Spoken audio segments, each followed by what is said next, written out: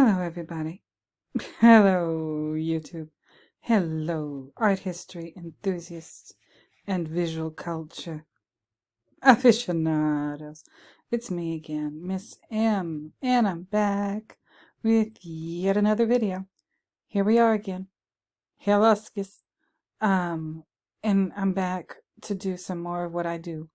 I hope you all are doing well. Hope you all are doing wonderful. And you're enjoying, I guess, the beginning, at least in the United States, the beginning of what we call the holiday season. All right, the first 2 weeks of November have passed. Feels like the Halloween was just yesterday. But no, it wasn't. It was more than 2 weeks ago. They're still selling pumpkin spice everything at the grocery store, okay, here in beautiful Southern California. And I'm kind of over it. But they're still selling pumpkins. They're still selling pumpkin spice, everything. Need to Know was taunting me in the comments under one of the videos, and he put a slice of pie and a cup of coffee emojis, and I said, "Oh, that's nice. You're having pie with your coffee." And he said, I Need to Know say, "I gotta warn you, it's pumpkin pie." And I said, "No, you didn't. No." And I put the little axe emojis in my response to his, oh, for goodness sake. Listen, again, those of you who are not American, you're not from the United States, you don't understand that we Americans, now I'm not going to make this a patriotic video, no, I would never do that, but we have a very complicated relationship with pumpkins and pumpkin spice and pumpkin pie and pumpkin everything this time of the year. I have nothing against pumpkin pie. I'm going to eat a slice of it on Thanksgiving. Oh, yes, I am. Oh, yeah, maybe two. Maybe two. And then absolutely the de rigueur whipped topping on top of it. I don't know if it's going to be fresh whipped cream or Cool Whip.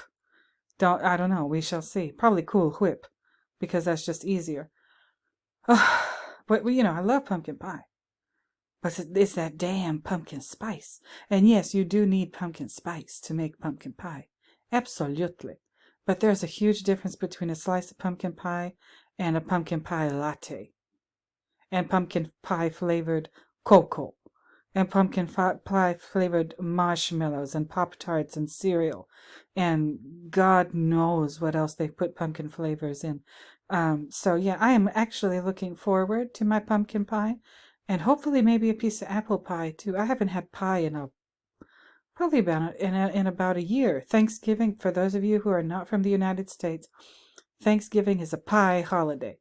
All right. Now, pie is very much American. It's very much like, that. What do they say? It's as American as such and such an apple pie.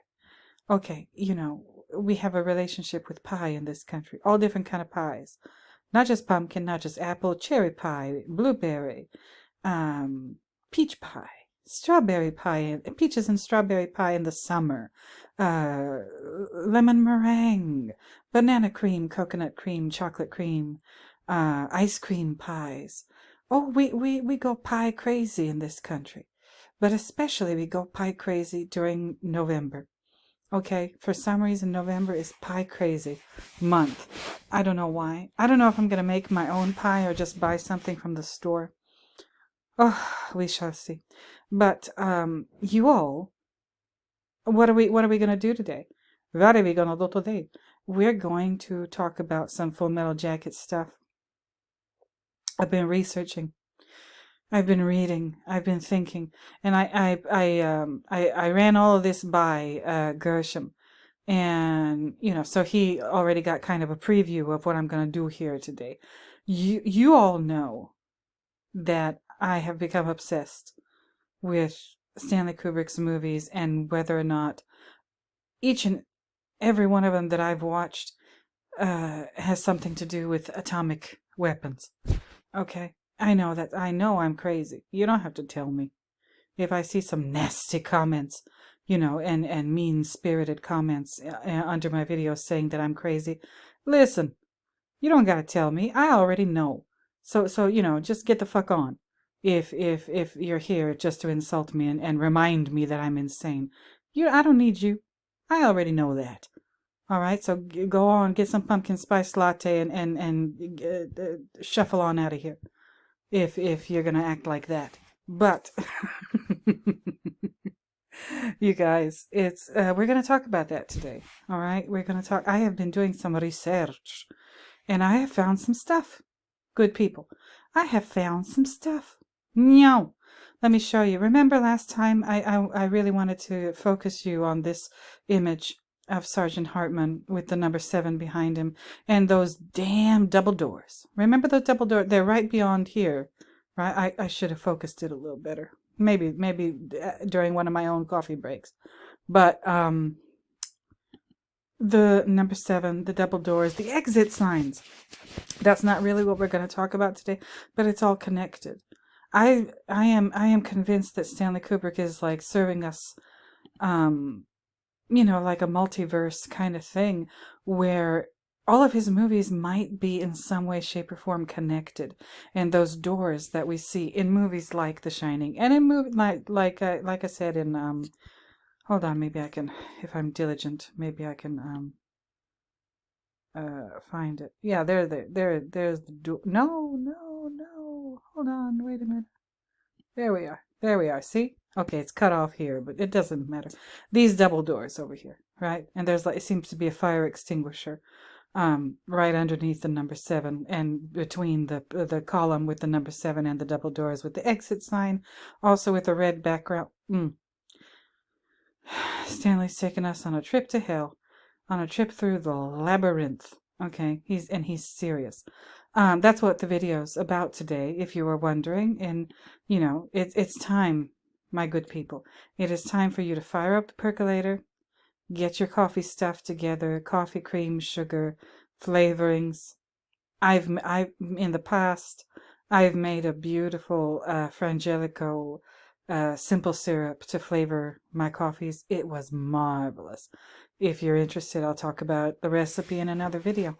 But get your croissant, get your cinnamon roll, get your pie, get your pumpkin pie, get your lemon meringue, get your chess pie, chiffon pie, sweet potato pie, whatever kind of pie you like. Have a slice of pie with your coffee, biscuits, those little airplane cookies, lotus biscuits, chocolate chip cookie, whatever you like. Get your stuff together, find your chair, the one that you like to sit in, and get comfortable. We're gonna talk. We're gonna talk about some stuff today.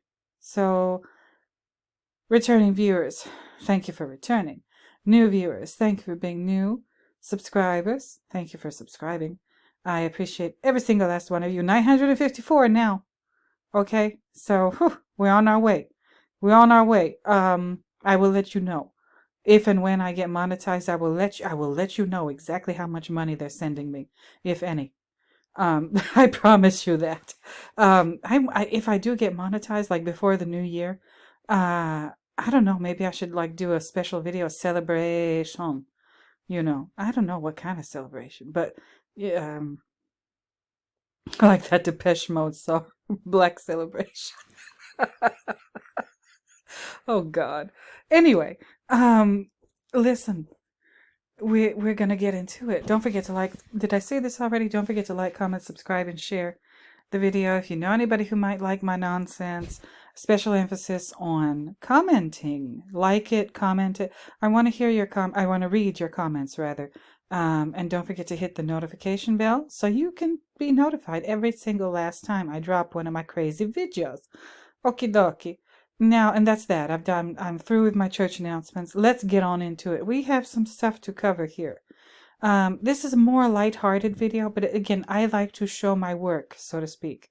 I like to show you what I've been looking at, my ideas, my own little labyrinthine explorations, I like sharing these with you because I know I could be wrong, but I also know that I am onto something. Now, what I do last night is I watched this well, it's called a documentary, but I don't know if you guys remember from like right before the panini, the pandemic, the so-called pandemic, the COVID-19 situation. And just a year before that, around the same time, or about a year before the lockdowns hit us and everything, was Operation Varsity Blues, the college admissions scandal, the 2019, as it says here, college admissions bribery scandal. Okay? Guess who stars in it and who does a marvelous job, absolutely fantastic job playing the main villain, so to speak, of this operation, okay, of the scam that he was running. Rick Singer is played here in this by Matthew Modine. Okay, I watched this whole thing last night. I couldn't put it down. I said I can't go to bed until I'm done watching this thing. Operation Varsity Blues. It says not to be confused with the college admissions scandal. Oh, there's more. Oh, or it's just another movie about the same thing. Doesn't matter. Anyway, is an American documentary film about the 2019 college admissions bribery scandal. The movie stars Matthew Modine as Rick Singer and features reenactments as well as interviews with real people involved in the scandal. They interviewed FBI agents. They interviewed prosecutors. They didn't interview the people who were bribing their children's way into these prestigious universities. No, they didn't interview them. They didn't interview Rick Singer. They just had Matthew Modine reenact, tapped, recorded by the FBI phone calls of him talking with his clients, okay, who are extremely wealthy people who wanted to guarantee their children's admission or entry into these prestigious schools. Some of them Ivy League schools here in the United States, some of them not. The UCLA is a public school. That's not an Ivy League school, but it's extremely competitive to get in there. At times I wonder why.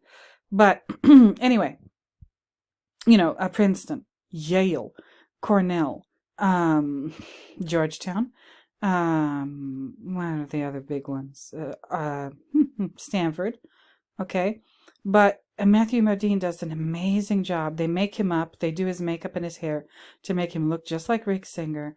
And the dialogue of the scenes with Matthew Modine, or Rick Singer, talking with his clients and whatever, is taken straight from the FBI wiretaps of Rick Singer's telephone. Now, the FBI, they can't do that, from what I understand. They cannot tap your phone unless they have a judge-issued court order to do that. They can't, like when you look at a news story and it says, the FBI raided somebody's house, that makes it sound like the FBI has no right to do that and they just came in and started turning shit over. But no, when the FBI raids somebody's house, they have permission from a judge to do that. That means somebody has presented the situation, the issue, to a judge, and the judge has looked at it and said, okay, yeah, there is probable cause. Okay, so that means you can surprise somebody at 4:00 in the morning and come into their home and look for evidence of their wrongdoing in this situation. Okay, now, this thing, I don't know the whole story. This is a pretty good documentary, and it lays out the structure of this scam that Rick Singer was running for college admission. Okay, so basically he was like the big names in this, the people who were using Rick Singer's side door, quote unquote, side door services. The biggest ones in the news were Aunt Becky, remember, from what's that damn show from the 80s? Full House. Okay, and Felicity Huffman. Those were like some big recognizable names. There were a bunch of other people who are not recognizable, but you've seen them. You've seen them on the news talking about financial things. CNBC, MSNBC, Network News, CNN, all this stuff. These are high-powered people with crazy amounts of money, and they wanted to guarantee their children's admission into, again, these prestigious places, like, more prestigious public universities like UCLA, or Stanford is not a public university, but and private universities like USC, like Stanford, like Cornell, Yale, Harvard, places like that. Okay, the Ivy League, and their children just were not good enough to get in there. Like, if they were doing it based on merit or based on the kids' grades or performance in school, it would be impossible. So what Rick Singer did is he figured out a way to bribe various people involved in sports programs on these various campuses, and usually sports that are kind of underrepresented. Like in the United States, everybody loves American football, and college American football is a big deal. It's a big moneymaker for universities, but big and small and everything in between. So, all the money goes towards football, especially in a place like UCLA. They have a crosstown rivalry here down in Los Angeles, California. Okay, but football is a big deal on every campus in the United States. Just about. High school too. American football, not soccer.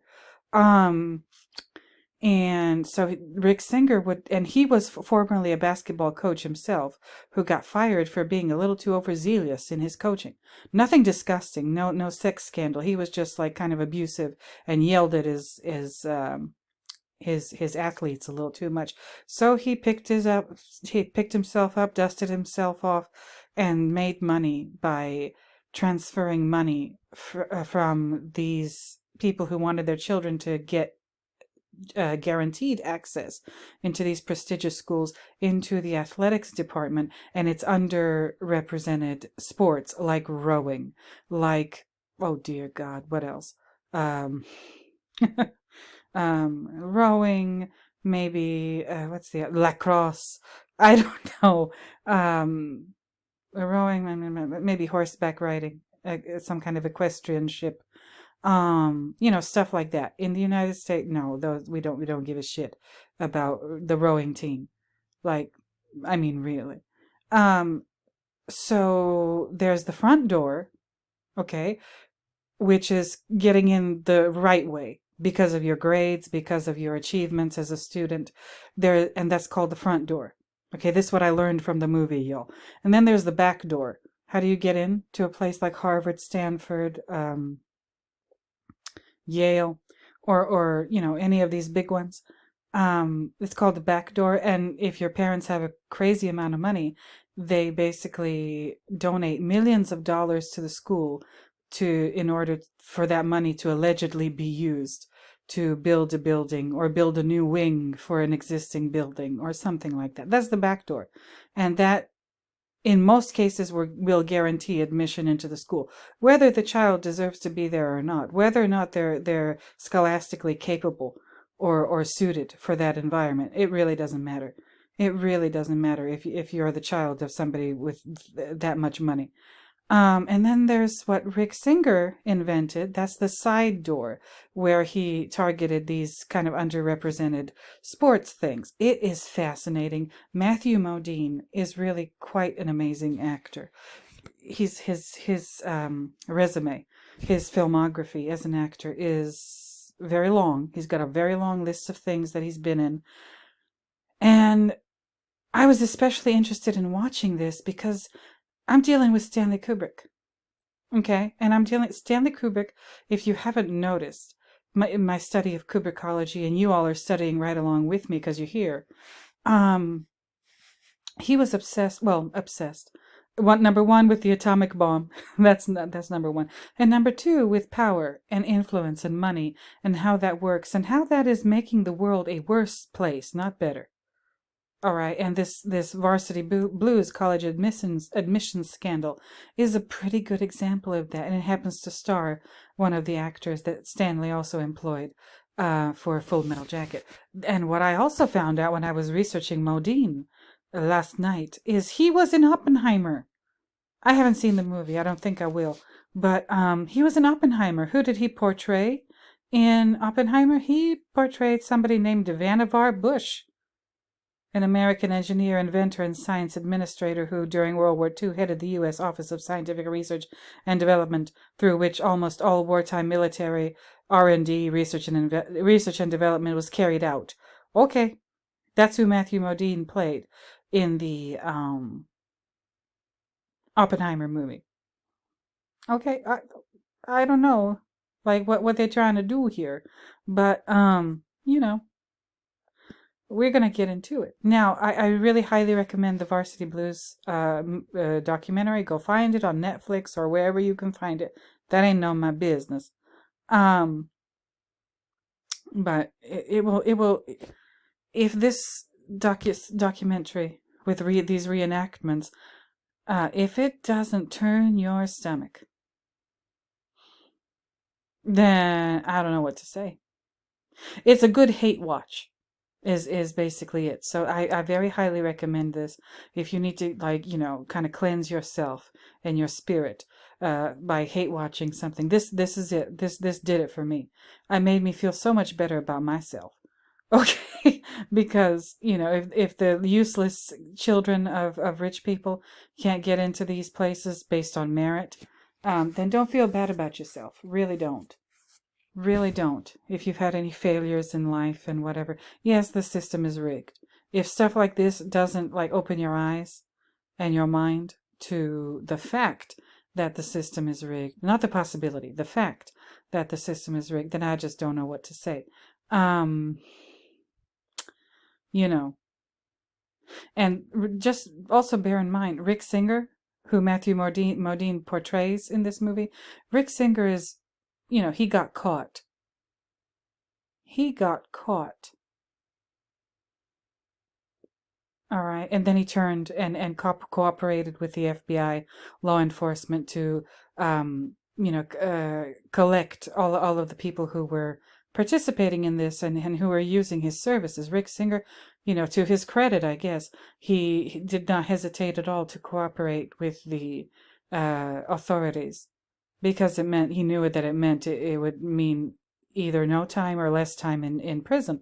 But he did an amazing job. You got to watch this movie. You just got to watch this movie. But Rick Singer is the one who got caught. What I'm saying is there's probably a lot more Rick Singers out there. There's probably a lot more Rick Singers out there who have yet to be caught. I hope they all get caught, though. I hope every single last Rick Singer who's doing what Rick Singer was doing with the college admissions thing, I hope they all get caught. I hope they all get brought to justice. I hope this world, and again, me and Gershom were talking about this, the meritocracy versus something like nepotism, or what, the young people nowadays call nepo babies. Oof, we got to fix that, because our world is going to shit because of rampant, unmitigated nepotism. All right. Y'all, that now that you have my recommendation for maybe, your movie night, Operation Varsity Blues, the college admission scandals, starring the wonderful Matthew Modine, let's talk about Full Metal Jacket today. Okay. I have been obsessed lately. Don't worry, I haven't forgotten about The Shining. No, of course not. But I have realized that I need to study all three of these movies, The Shining, Full Metal Jacket, and Eyes Wide Shut, in tandem, in order to really get the full picture of what Stanley was trying to accomplish. Okay. And I was, again, chatting with Gershom. Richard, I've been chatting with him a little bit too. He's been, as you saw in the comments under my latest video, this one, part 4 of Eyes Wide Shut, is Victor Ziegler a pimp? 389 views for one day. That's not bad for my channel. And so thank you all of you who watched it, if you're watching this now. But Richard has been busy, doing his own research in his own way. He has his methods, I have mine. And Richard's methods are they're very unorthodox, but they're extremely interesting. I come from, again, without really revealing too much about my background, I come from a very long line of peasants and people who live off of the land, okay, hunting, fishing, stuff like that. Okay. And there's more than one way to catch a fish. There's more than one way to hunt down, whatever animal you intend to eat. I hope I'm not offending any vegans or anything, but this is just a metaphor. Um, and like what Sergeant Hartman tells us in this movie here, Full Metal Jacket, it's not the rifle that's the problem. It is a hard heart that kills. The deadliest weapons on planet Earth are a Marine and his rifle. But it's not the rifle, it's the Marine. It's the person who's pulling the trigger.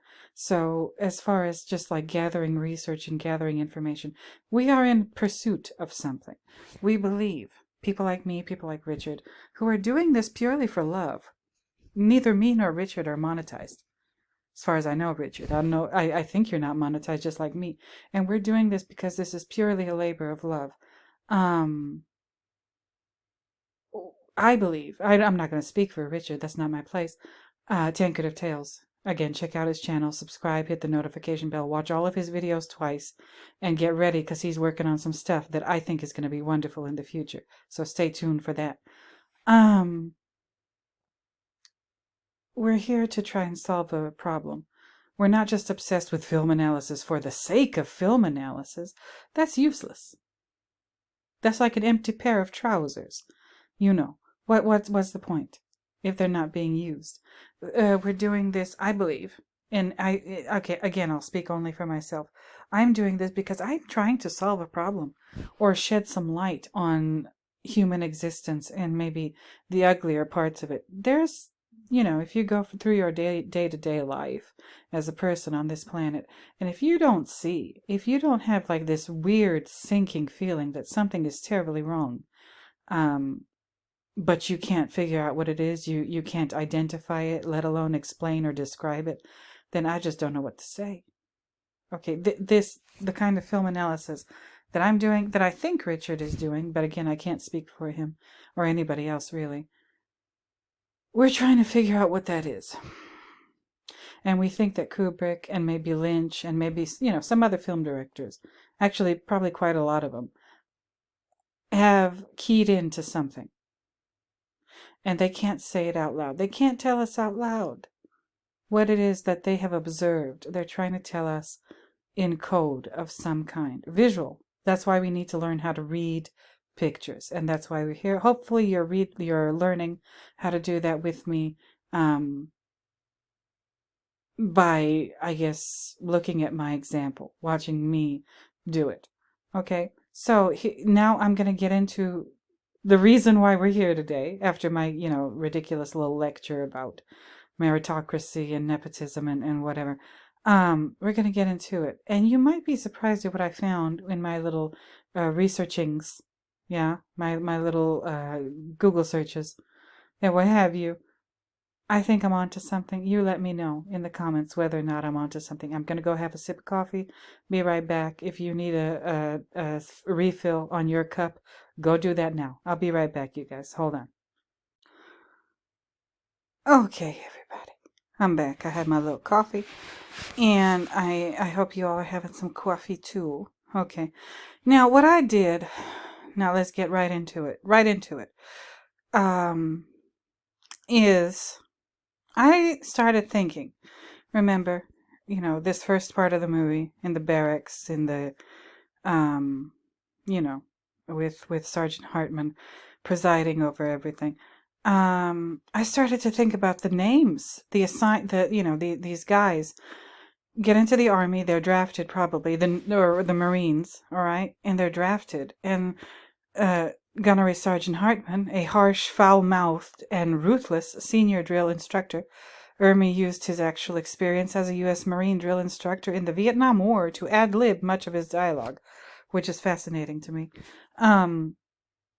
He gives them all new names. All right, the guys in the beginning of the movie, they get new names. Who do we know in the beginning of the movie? And I'm just kind of concentrating on the beginning. And also one character from, like, after the jump, when Joker, we see him in Vietnam. There's Joker, okay, Private Sergeant J.T. Joker, wisecracking young Marine, okay. Vincent D'Onofrio, Private Leonard, Gomer Pyle, Lawrence. Then there's Lee Ermey. And then there's who else? Arliss Howard as Private Sergeant Cowboy Evans, a friend of Joker and a member of the Lust Hog Squad. Hog. Never mind. We'll talk about that some other time. We're not going to talk about Rafter Man. I am going to talk a little bit about 8-Ball. Okay. Not going to talk about the guy that just mows people down from the helicopter, or this guy named Touchdown, or any. No, I'm going to concentrate today, I think, if I'm not mistaken. Joker, Pyle, Cowboy, Snowball. He's down here. Peter Edmund as Private Snowball Brown, a recruit in Hartman's platoon, and a Snowball and 8-Ball. Okay, because those names kind of stuck out to me. Now, again, the choices of these names, I believe Stanley is trying to communicate something. Remember, hold on, where's my community tab? I recently posted this last night, actually. I asked the question, is Stanley giving us a clue here? What'd you think?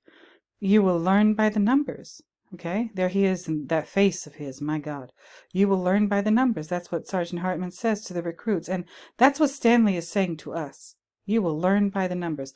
Now, who do I think, going back to the cast list of Full Metal Jacket, who do I believe that Sergeant Hartman represents in Full Metal Jacket?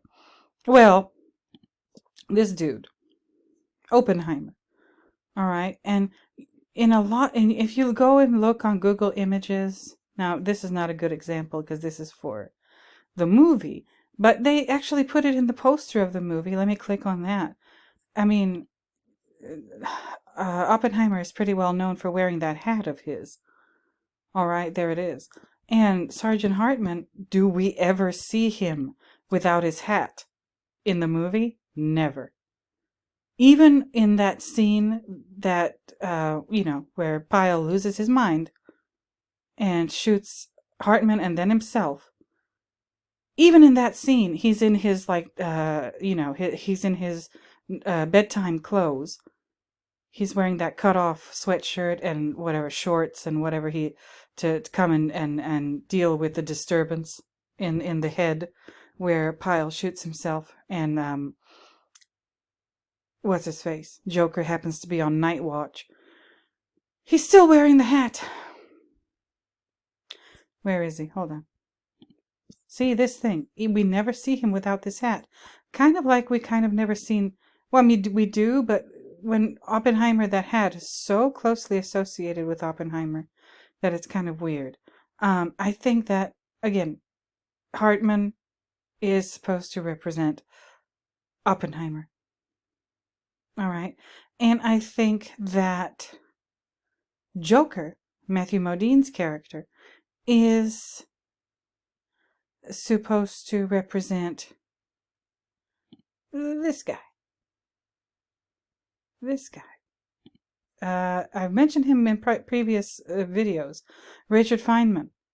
Okay, Nobel Prize winning physicist who did work on the Manhattan Project and who wrote. Why do I think that Joker is based on Feynman? Feynman was very critical of Oppenheimer. And he said things about Oppenheimer in speeches and whatever that made me, gave me pause. That to me sounded like Feynman didn't have a whole lot of respect for Oppenheimer. And he wrote a book. Richard Feynman wrote a book, and we're going to talk about Richard Feynman more in the future. Now it's not time yet, but we will talk about him more in the future. It was called, his book, Surely You're Joking, Mr. Feynman, with an exclamation point at the end. Surely you're joking, Mr. Feynman. Adventures of a Curious Character. This is he wrote this about himself. Is an edited collection of reminiscences by the Nobel Prize winning physicist Richard Feynman. The book released in 1985. Covers a variety of instances in Feynman's life. The anecdotes in the book are based on recorded audio conversations that Feynman had with his close friend and drumming partner Ralph Layton. All right. The book has many stories which are lighthearted in tone, such as his fascination with safe cracking, which I'll show you an example of that here, studying various languages, participating with groups of people who share different interests, such as biology or philosophy, and ventures into art and samba music. Other stories cover more serious material, including his work on the Manhattan Project, during which his first wife, Arlene Greenbaum, oh God, Arlene Greenbaum died of tuberculosis, and his critique of the science education system in Brazil. Oh, okay, all right. So, you know, the book's title is taken from a comment made by a woman at Princeton University after Feynman asked for both ice cream. Oh, no, excuse me. After Feynman asked for both cream and lemon in his tea, not being familiar with the proper etiquette. Okay, my British viewers and listeners. There's a certain way to do tea now, isn't there? It's you got to make a choice, right? Lemon or cream. And if you're going to choose cream, it goes in the cup first now, doesn't it? Now, I've learned little things here and there. I don't know it all, but apparently Feynman didn't know that. Um, he was trying to make cheese when he put cream and lemon in the tea cup. He was trying to make some ricotta or cottage cheese. Good heavens. Okay, so, even somebody like him, as smart as he was, didn't know that's just inconceivable when it comes to tea. Okay, so Feynman, he was a character, and surely you're joking, Mr. Feynman. Okay, and that I'm putting out there that that's one possibility why Joker is named Joker, because he's based on Feynman, and this 1985 book that he put out talks about, he's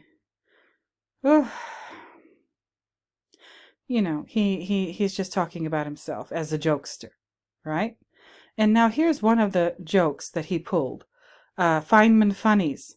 Look at this. This is a website called Real Clear Science. Okay, the best science pranks ever pulled. This is 3 of 9.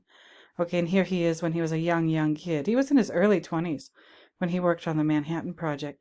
Richard Feynman was one of the greatest science communicators of the modern age. He was also an avid physicist, sketch artist, bongo player, and prankster.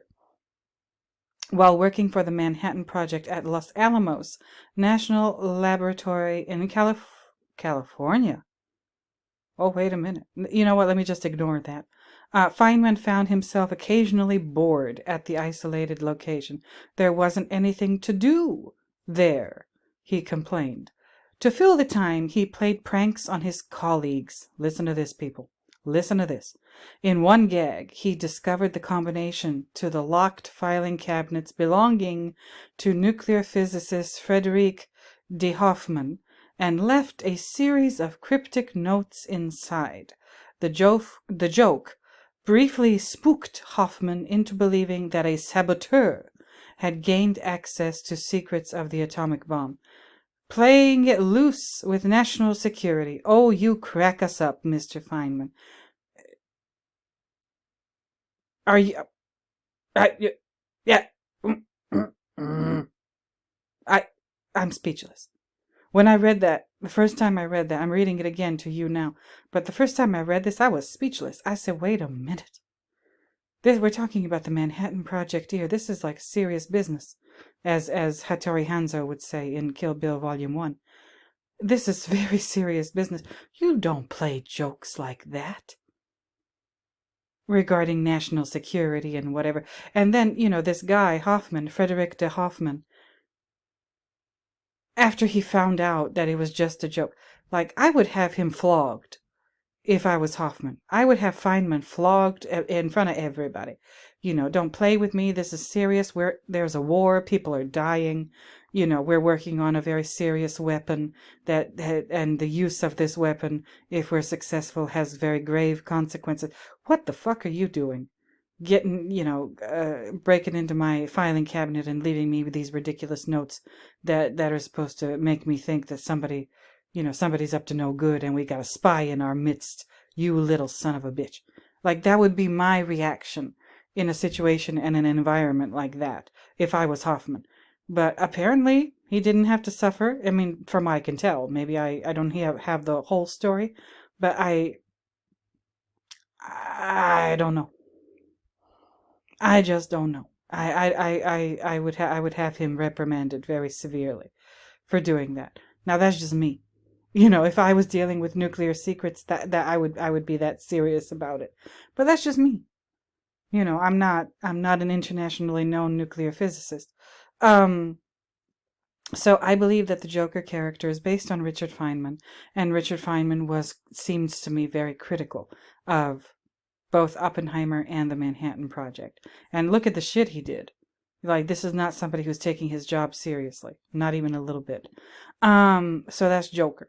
Okay, so who else we got? Pyle. Y'all. Played by Vincent D'Onofrio. Now, remember what I said? I'm not going to, provide you with a visual, because why? But remember what I said about the can of baking powder in The Shining.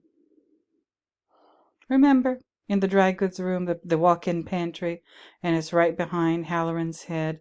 It's called Calumet, and there's a Calumet River that kind of wraps around the city of Chicago.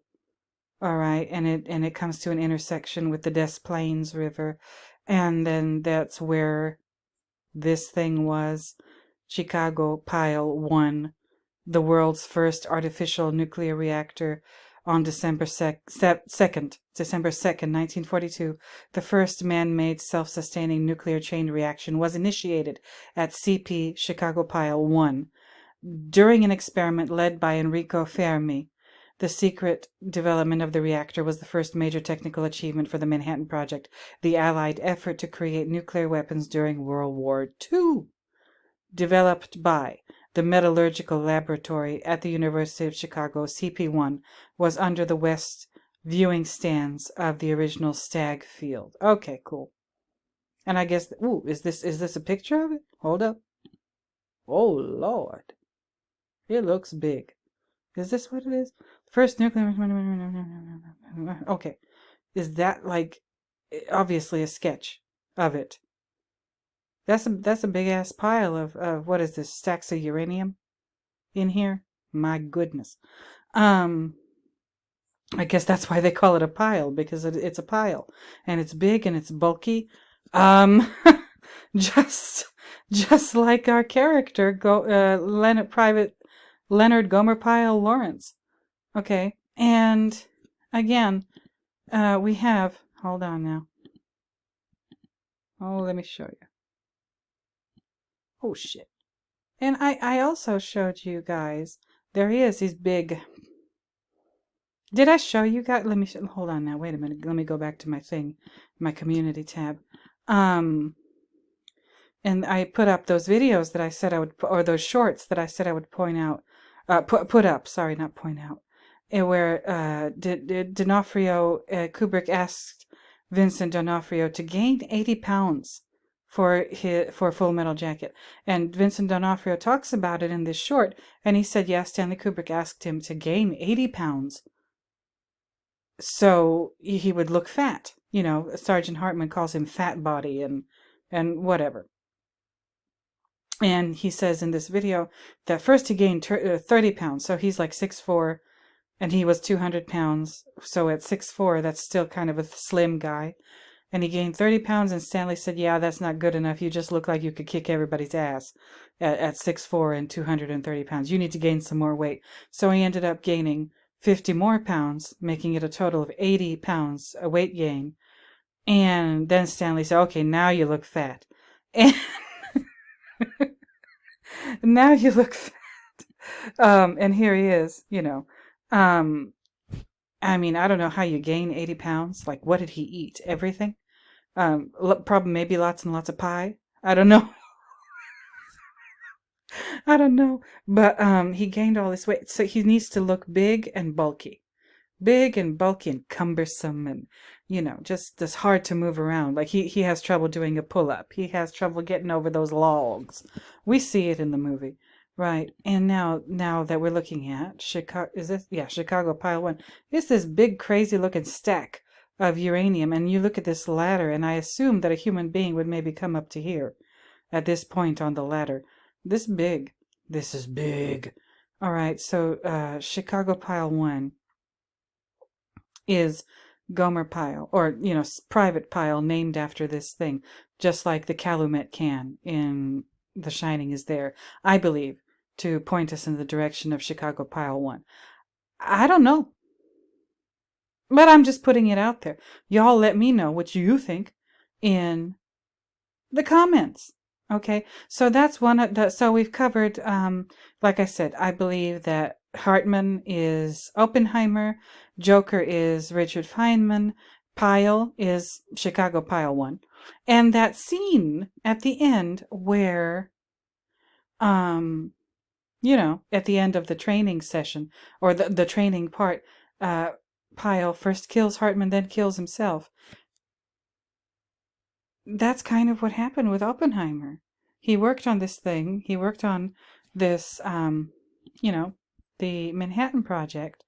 And he was probably around a lot of radioactive materials. And he ended up getting cancer. I know they say he was a very prolific smoker. But, all exposure to that much and that many radioactive materials probably didn't help. So maybe, stuff like this, it ultimately did him in. Just like the Pyle character, if he represents a pile of radioactive material, did in Sergeant Hartman. Killed him. The monster that Sergeant Hartman created with Pyle, abusing him, berating him, scolding him in front of everybody, humiliating him. He eventually broke. And Richard Feynman, the Joker character, participated in that because Sergeant Hartman assigns Joker to basically be Private Pyle's keeper in the movie. So, the scene with the soap in the towels and beating him, and Joker participates in that too, even though Joker's supposed to be his best friend. Oh, this is hard to watch. So Feynman thinks everything's a joke until the Pyle destroys somebody's life. And Joker, very narrowly misses that. He could have shot Joker too. Maybe he would have if he knew that Joker participated in the beating as well. I don't know. Lots to think about. These are just my ideas, my kind of, I'm just playing with ideas at this point. So, what did I say? Okay, Hartman, Joker, Pyle. Who's next? Who else do we have in the beginning of the movie with the training and the barracks and everything on Paris Island? Well, down here, we learn his name. And that's about it. About this character during the training portion of Full Metal Jacket. Peter Edmond plays the character known as Private Snowball Brown, a recruit in Hartman's platoon. Okay? Now, you might be saying, well, you're not going to find anything related to the Manhattan Project or atomic weapons or whatever that has the name Snowball, Miss M. I mean, I know you're good, but you're not that good. Oh, yes, I am. I'm pretty damn good. Here we are. I found it. All right. It's called Operation Snowball. All right. But here it is right before your very eyes. Operation Snowball. Let me read this to you. Was a conventional explosive test to obtain information on nuclear weapon detonations run by the Defense Research Board with participation from the United Kingdom and United States. A detonation of 500 short tons of TNT was used to study the resulting phenomena. The test was held at the Suffield Experimental Station in Alberta and was the largest ever man-made non-accidental explosion in Canada. The test was also the first of its kind using a stacked TNT block hemisphere of such magnitude, a method repeated in 6 subsequent tests such as Operation Sailor Hat and Prairie Flat. The test allowed verifying predicted properties of shock and blast and determining its effect on a variety of military targets at varied distances from ground zero. Now, when did this happen? 1964. Okay, this happened in Canada, Alberta. This is interesting to me because how did I get here? How did I get here? I used Google the way that we should all be using it. Okay, I used Google as a tool of education, and I typed in Manhattan Project and the word Snowball, and this came up. All right. Now, what does this have to do with the Manhattan Project? Well, it's a nuclear test for Pete's sake, and this is again they're testing, measuring, seeing how this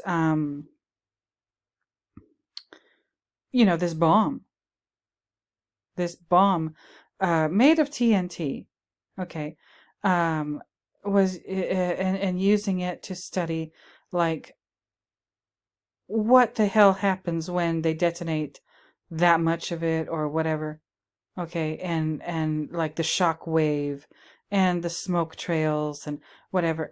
And again, this was a joint effort by the United States and the United Kingdom, and it was done in Canada, and it was run by the what is this? Defense Research and Development Canada, in the Science and Technology Organization of the Department of National Defense. Again, if I'm right, that Stanley is obsessed with atomic weapons and their development and their use and whatever, this is a part of like that whole, all of these operations, all of these different tests, nuclear testing, bomb testing, is a part of that, even though it happened in 1964, even though it isn't like maybe expressly connected to the Manhattan Project. It kind of is. The Manhattan Project, Canada was involved in that too. Okay, this was the time of the creation and the testing of so many different, in addition to the atomic bomb proper, there's also the hydrogen bomb. There's all these different kind of weapons that all these scientists from the Manhattan Project worked on. These guys didn't just turn in their badge and retire after World War II and the Manhattan Project were over. No, they worked on shit like this too. This one, Operation Snowball. This is a test. All right. So, what are the odds? What are the odds, by the way? Y'all let me know. If you're a statistician, tell me what the odds are in the comments of of there being a test of a bomb called Snowball. And I know, maybe I'm reaching. But Private Snowball, we hear nothing. I mean, he answers a couple of questions during Hartman's instructions, and he has a very kind of shrill, raspy voice. And that's all we know of him. We don't get to know his character or his personality. We just hear his voice, and we hear him yelling, and we hear Hartman name him Snowball, and that's about it. Okay, that's about it. And then here I did my little lookups, and I found this thing, which I will put all of these in the description if you want to look at them yourself in your own time. Please feel free. So okay, that now again, Hartman, Joker, Pyle, Snowball. So who else do we know from the first portion of the movie at Paris Island? One more person. I'm sure you can already guess who it is. Arliss Howard plays him, a private/sergeant Cowboy Evans, a friend of Joker and member of the Lost Hog Squad. Now, We see Cowboy at Paris Island, but we see him in Vietnam too in the movie. That's why he's kind of especially significant. Of course, that what I tell you I did. I got on Google. I put in the keywords Manhattan Project, and then I put the word cowboy. That's what I did. Period. That's all there was to it. What did I find? Well, this guy. I don't know how or why, but Google took my search query, Manhattan Project and cowboy, and showed me this. A man who was named Louis Alexander Slotin, or Slotin, I'm not sure. 1910 to 1946, so he was about 35 years old when he died. Who was he?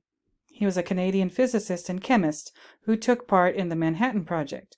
Born and raised in the north end of Winnipeg, Manitoba, Slotin earned both his Bachelor of Science and Master of Science degrees from the University of Manitoba before obtaining his doctorate in physical chemistry at King's College London in 1936. Okay. Afterwards, he joined the University of Chicago as a research associate to help design a cyclotron. Now, look at him. Don't that look like cowboy to you? Okay. And he's kind of short too. You see back here, he's maybe about 5'6", no more than 5'7", 5'8". So cowboy is shorter than we see in the movie. Shorter than Joker, definitely shorter than Pyle, shorter than Sergeant Hartman. He's not a tall man. And he has those characteristic glasses. All right? He has the... And Gustav Hasford, the author of The Short Timers, again, I think I found a picture of him in one of my very early Full Metal Jacket videos where he looks exactly like Matthew Modine with almost exactly the same glasses. So Stanley knew what he was doing with those glasses, both for the Joker character and here for the cowboy character. Is this just like when I found a picture of Oppenheimer's wife, Kitty, and there it's an ID picture from her Los Alamos badge? And she's, from the neck up, she looks the way she looks. But from the neck down, she's dressed almost exactly like Wendy in the final portion or not final portion, but like the part of The Shining where her and Jack have their showdown in the Colorado Lounge. The suspenders, the shirt with the checks on it, the whole thing. Y'all. I mean, I might be reaching, but I really don't think so. Now, what do we know about Cowboy in Full Metal Jacket? Well, Cowboy dies in Vietnam. And, the way some people talk about his death in the movie is because he's a little reckless. The cowboy character, he doesn't deserve to die. Nobody deserves to die. But, not like that anyway. But his death is caused by his own recklessness. Cowboy's recklessness. Okay, now, Slotin. Okay, here. Let me tell you about Slotin. Okay, he was 35 years old when he died. Why? Well, let me read this to you. In 1942, Slotin was invited to participate in the Manhattan Project and subsequently performed experiments with uranium and plutonium cores to determine their critical mass values. After World War II, he continued his research at Los Alamos National Laboratory in New Mexico.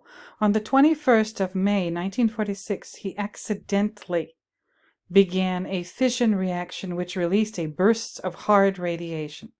He was rushed to the hospital and died 9 days later, on the 30th of May. Slotin had become the victim of the second criticality accident in history following Harry Daghlian, who had been fatally exposed to radiation by the same plutonium demon core that killed Slotin. Slotin was hailed as a hero by the United States government for reacting quickly enough to prevent the deaths of his colleagues. Anyway, Slotin was hailed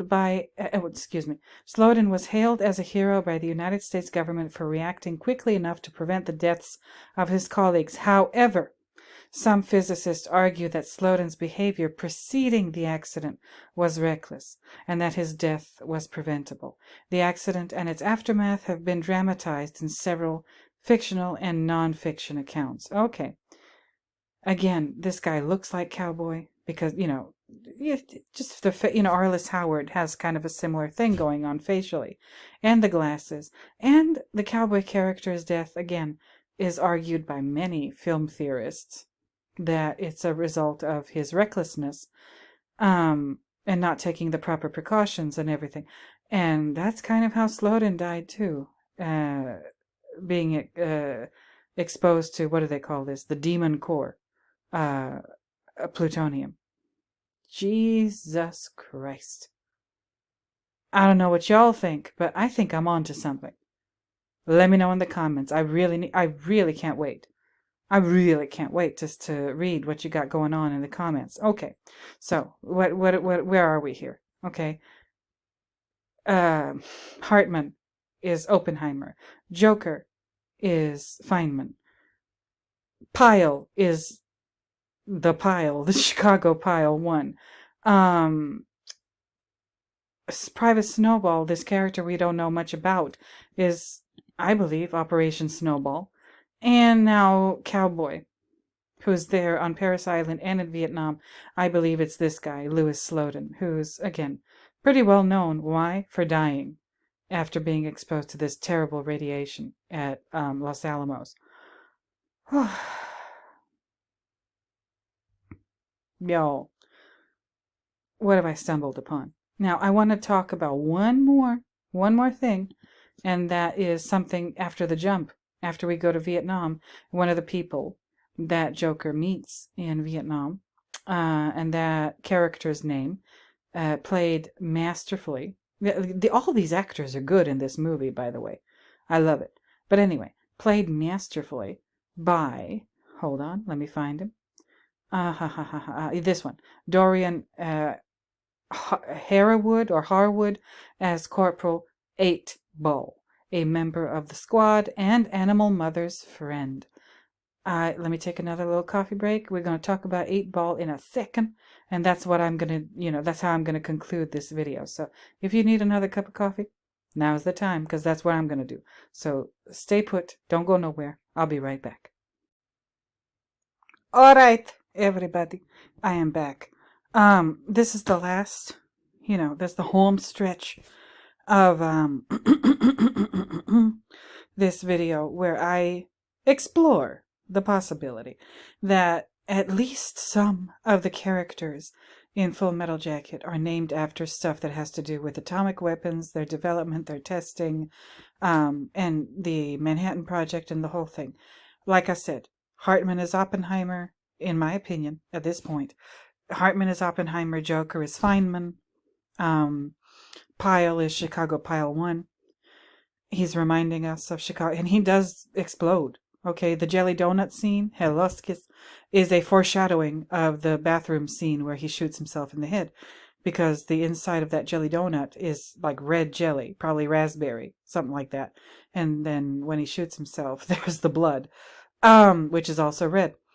And he's, I think, this malfunctioning pile of nuclear material that ends up killing its creator, Oppenheimer, represented by Sergeant Hartman. Okay. All right. Who else did I do? Oh, yes, Snowball. Okay.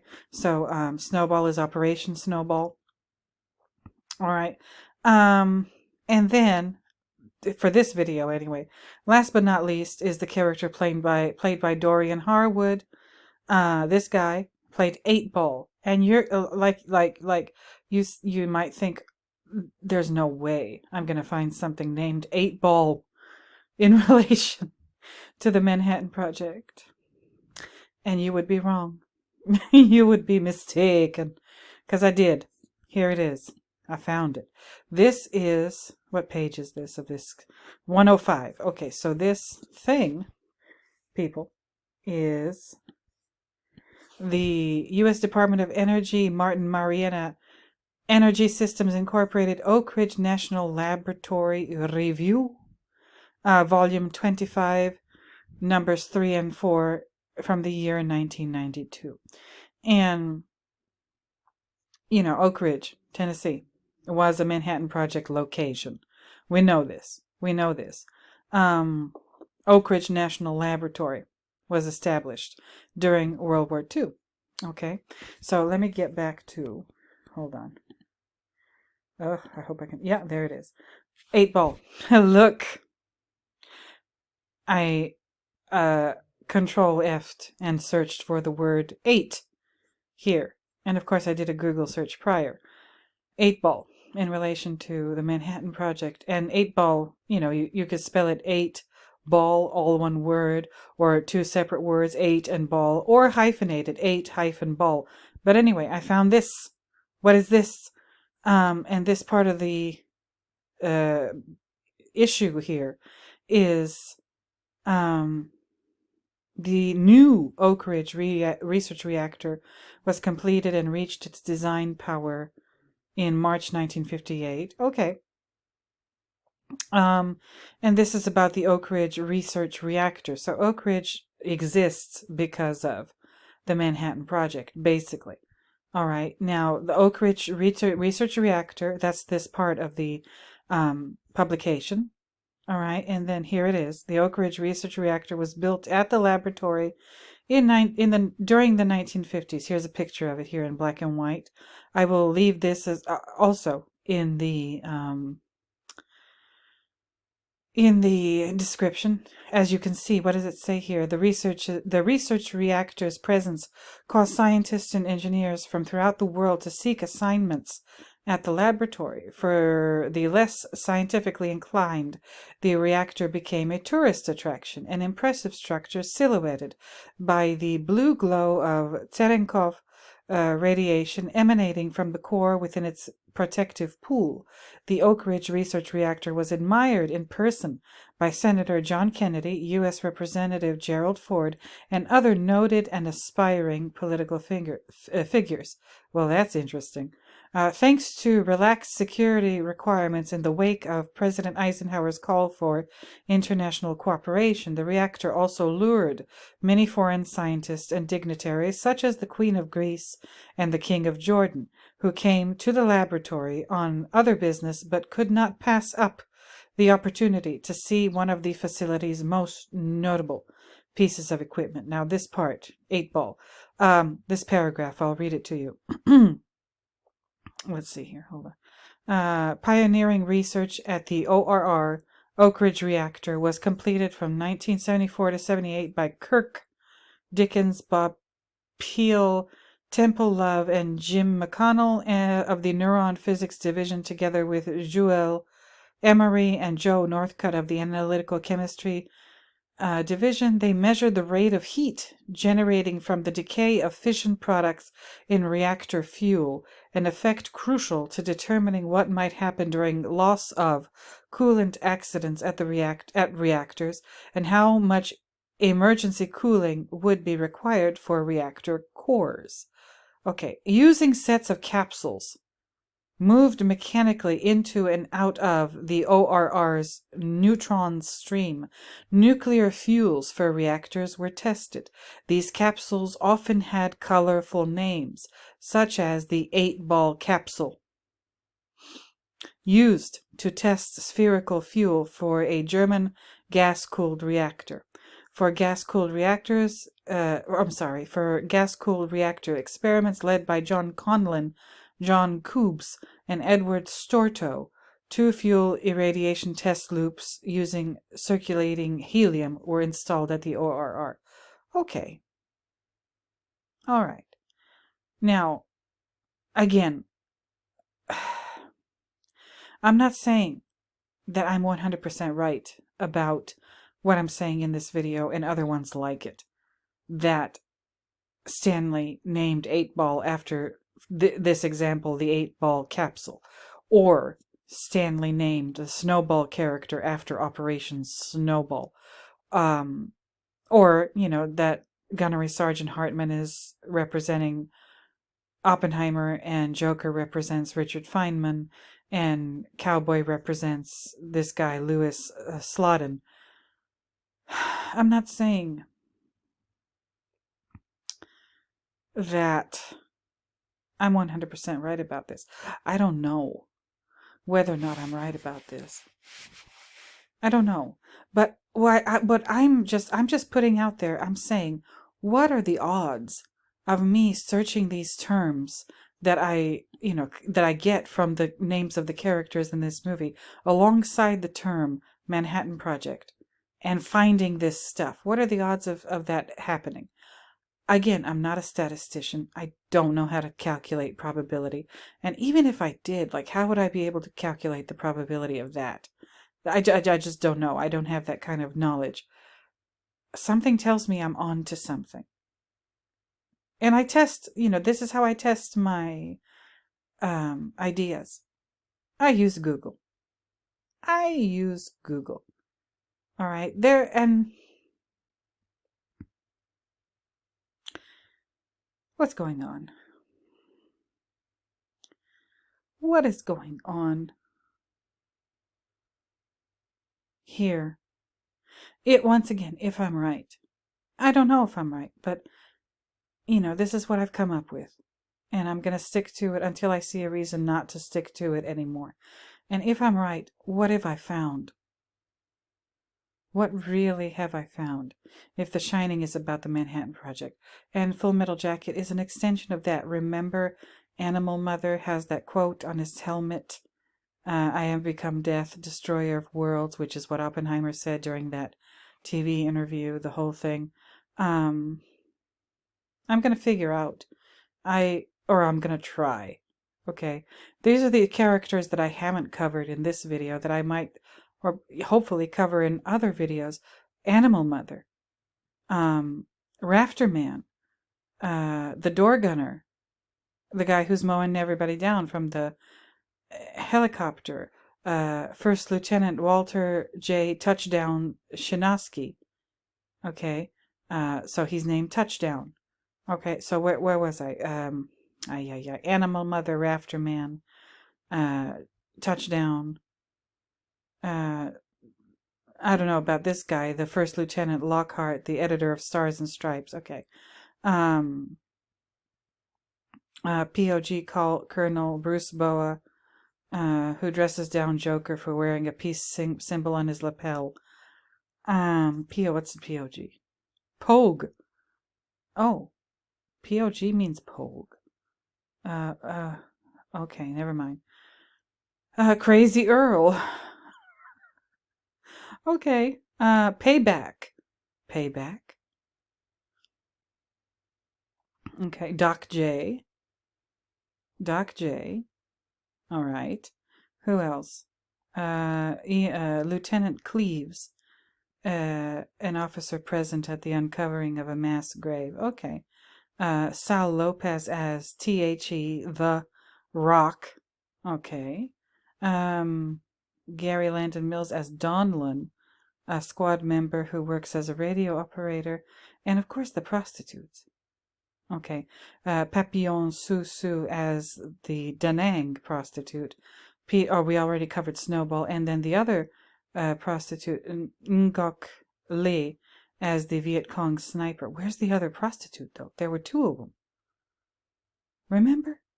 There's the Da Nang prostitute, and then there's the other one. She's not even credited here. What the hell is going on? I must find her. Oh dear. Okay, never mind. But these are the names that I still have to deal with, and those prostitutes. I got to figure them out. And the Viet Cong sniper. She's a little girl. That's not a grown woman. That's not an 18-year-old. That's not somebody who's reached the age of majority. That's a teenager. She might be maybe 15, maybe 16. The sniper at the end of the movie, the girl with the long braid.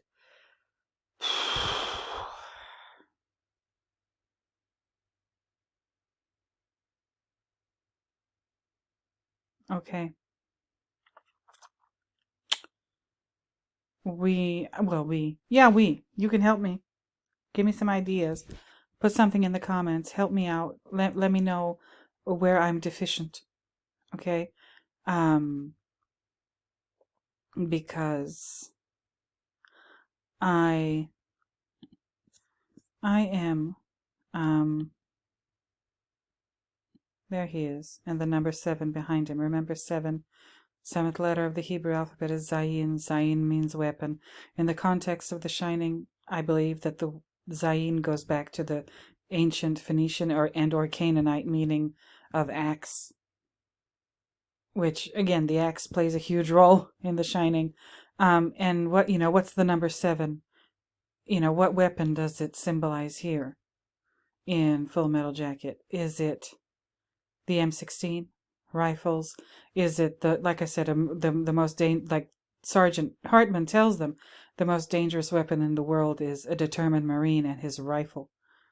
Or are we talking about nuclear weapons again in Full Metal Jacket? And if so, like, if I believe and I do believe this, if The Shining can really be like a coded allegory,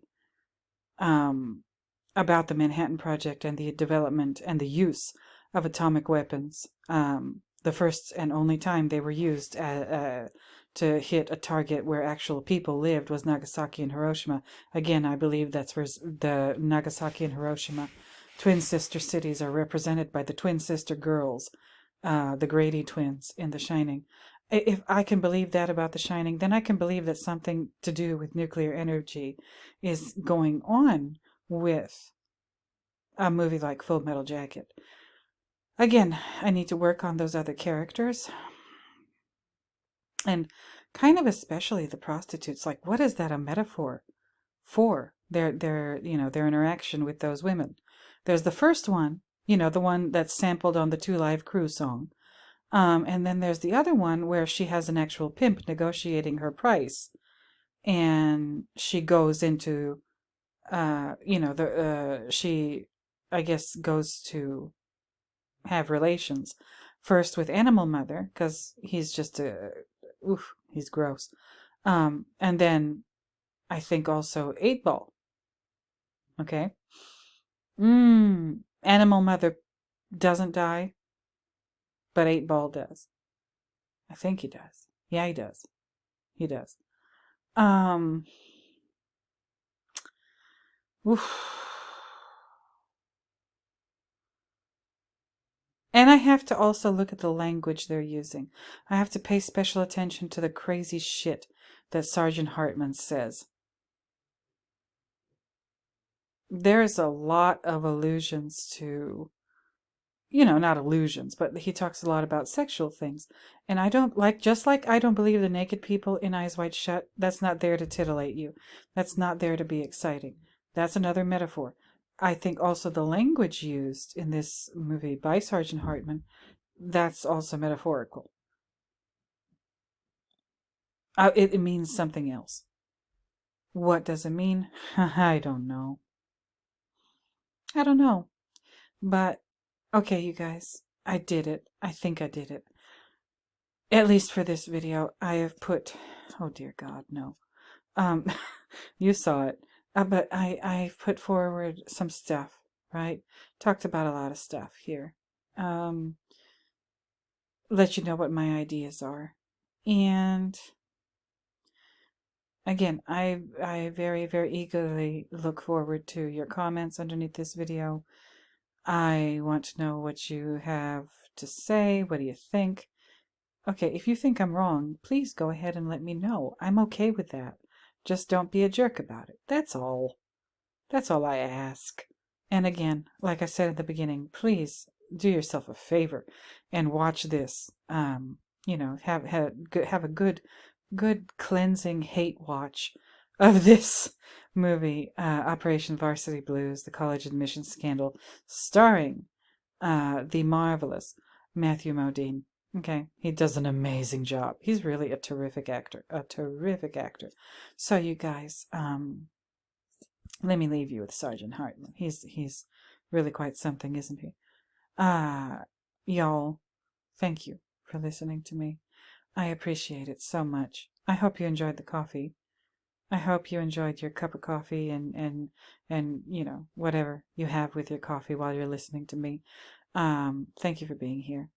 Returning viewers, thank you for returning. New viewers, thank you for being new. Subscribers, thank you for subscribing. I appreciate all of you.